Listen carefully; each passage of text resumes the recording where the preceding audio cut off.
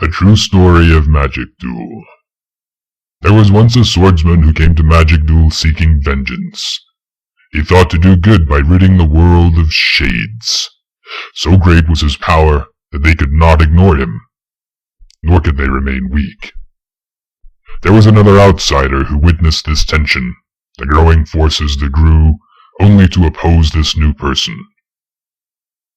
Now he loved the newcomer as a friend and believed in his purpose, but also he saw that this tension would lead to war, and the war would destroy the world.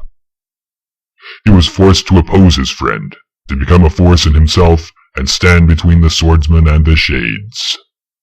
But he was imperfect for this task as he existed. His love for his friend made him unable to oppose him completely, and any deviation in dedication would bring the shades down on him, destroying him and his friend both. So a new balance was obtained. The being split himself in two, manifesting his dark side, his hungers and lusts and rages, openly, and imprisoning his light side in a wooden box no bigger than your fist.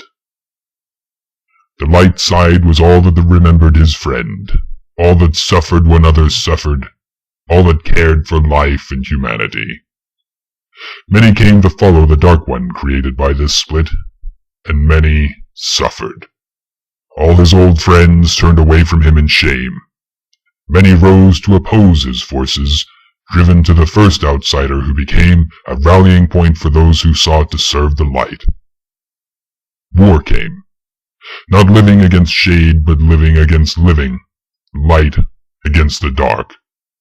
When it seemed this war would consume everything, the Dark One allowed himself to be defeated by the light, and rejoined to his light half.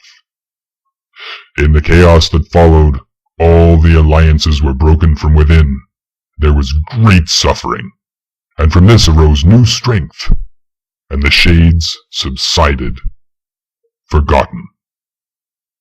The dark and the light became the gray, and they each remembered their own paths, and still remember, and only they recall what they sacrificed for the love of a friend, for love of the world.